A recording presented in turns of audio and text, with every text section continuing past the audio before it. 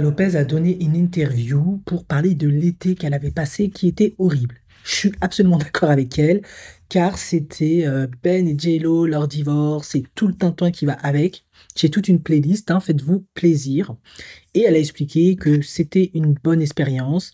J'ai fait une vidéo sur Psychoclinic Jennifer Lopez que vous pouvez regarder. En effet, sa fascinante résilience qui revient, dont elle en parle en expliquant que bah, elle, ça a été bien finalement, malgré tout ce qu'elle a traversé, parce que ça lui a permis de se recentrer sur elle-même, sur ses enfants, sur sa famille, de retravailler toutes les connexions profondes, vraiment tout rebrasser, afin de réaliser de nouveau qu'elle est suffisante. En effet, moi j'ai expliqué dans plusieurs vidéos que Jennifer Lopez, face à Ben, avait un gros complexe d'infériorité parce que c'est une latina. Et vous savez comment c'est le monde et surtout les États-Unis. Le monde actuel est eurocentré, ce qui signifie que beaucoup de personnes, entre autres les femmes, auront tendance à réajuster, pas toutes, si vous n'êtes pas dans ce cas de figure, ne vous vexez pas, leur beauté, leur estime de soi par rapport aux critères européens, ne serait-ce que déjà de beauté. Par conséquent, elle a expliqué que, en tant que petite fille du Bronx, je me remémore tout mon parcours et je rebâtis mon estime, etc., ma confiance, en effet.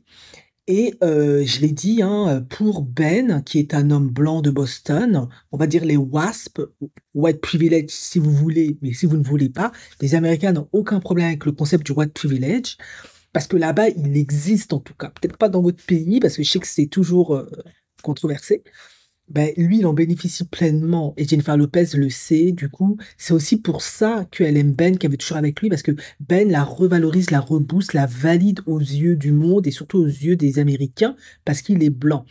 Et pour Ben, Jennifer Lopez, c'est vraiment le côté exotisme du moment. Quand j'ai besoin d'un beau up et dès que ça me dit plus, je passe à autre chose.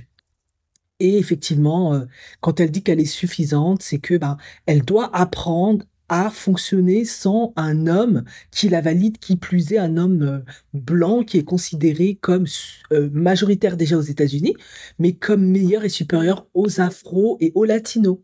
Et c'est ça en fait qu'elle veut dire.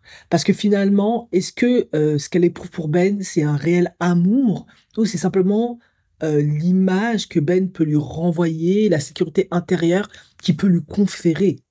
Ben oui, être avec Ben, peut-être que Jennifer, ça lui donne une ultra puissance qu'elle n'a pas quand elle n'est pas avec un homme comme Ben.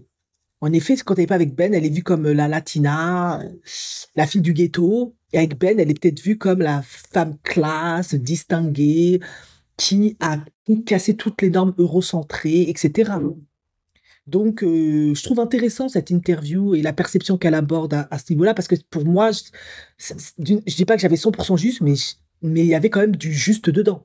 Elle a pas une bonne estime par rapport à elle-même sur certains aspects, et du coup, elle a toujours besoin de Ben pour se dire, moi j'ai de la valeur, moi je suis valide en tant que femme latina, etc., etc. Alors qu'elle a déjà tout accompli, tout prouvé, mais c'est dans sa tête. Elle souffre, je pense, d'être vue comme la latina, la fille du bronze, du ghetto. Et elle veut être vue comme un peu plus une Jennifer Gardner, la femme distinguée, qui a réussi, etc. Chose qu'a parfaitement réussi, pour le coup, Eva Longoria et Eva Mendes. Enfin bref, j'espère que ça ira mieux et qu'elle va transcender ça, mais je lui fais confiance, Jennifer Lopez, ça, elle sait faire, c'est son domaine.